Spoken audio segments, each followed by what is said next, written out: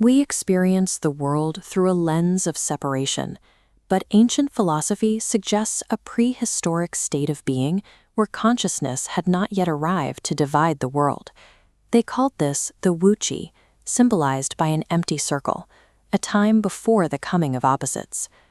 The modern era moved away from this unity, adopting a worldview where the physical universe functions as a mechanical system.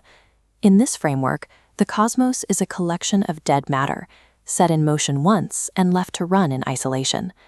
This mechanical view relies on the assumption that our inner mental life is a separate phenomenon.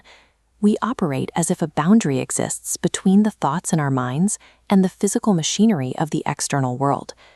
However, research in depth psychology and quantum physics has reached a point where this boundary is difficult to maintain. Jung proposed that at a deep enough level, the psyche is simply the world, suggesting a bridge between our thoughts and the materiality of the cosmos. Our perception of a disconnected reality is governed by the specific forms in which our biology allows us to perceive. We don't see things as they are in themselves. We see the fragments our senses are capable of translating. If mind and matter radiate from a shared source, our understanding of our place in the universe changes. We are forced to look past the subject-object divide and consider a Unitarian idea of reality. In the early 20th century, Carl Jung began to suspect that the human unconscious was not an isolated internal chamber. He theorized that its deepest layers reach into the structure of inorganic matter, a psychophysical oneness of all life phenomena. Carl Jung worked closely with the physicist Wolfgang Pauli to investigate this link. They explored how the laws of psychology might mirror the laws of microphysics, concluding both mind and matter radiate from a common transcendental source.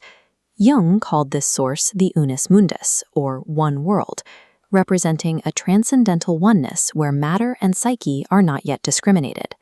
This substrate becomes visible through synchronistic events, meaningful coincidences where inner states and outer events align, providing empirical evidence of an underlying unity.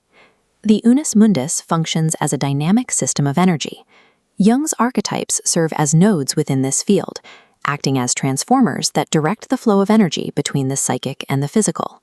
In this view, matter is a dynamic, temporary arrangement of energy, an extension of the same cosmos that shapes our thoughts and dreams. If the world is a unified field of energy, we must also look at how it persists through time. For this, we turn to the 13th century insights of Ibn al-Arabi regarding the nature of existence. Ibn al-Arabi described a concept called Khalq al-Jadid, or the new creation. He observed that everything other than the essence of God exists in a state of transmutation, undergoing a transformation from form to form. He proposed the world is existentiated and passes away at every instant. Being ceases and then is, renewed breath by breath in an indivisible present. Because the moment of passing is simultaneously the moment of new existence without interval, we perceive a stable, continuous duration. The perception of an aging, static universe gives way to an eternal sequence of instantaneous rebirths. Time is a qualitatively characterized stream of events rather than an empty frame. This perpetual renewal means that with every moment, the previous version of ourselves and our environment has vanished. We inhabit a world undergoing constant fluctuation. Each instant, we are wearing a newly created cosmic cloak. Our existence is tied to a recurrent creation that has been ongoing from pre-eternity. Moving past the model of a dead universe reveals a reality that is active and self-disclosing. We see a world that is all of one piece, where the material and the psychic interpenetrate. Friedrich Nietzsche described the implications of such a world. He saw a universe characterized not by static objects, but by a continuous movement of forces. He called this the Dionysian monster of energy, a force that infinitely destroys and creates itself. It is a cosmic dance where beginning and end clasp hands in an eternal circle. Our consciousness and biology function as active expressions of this movement.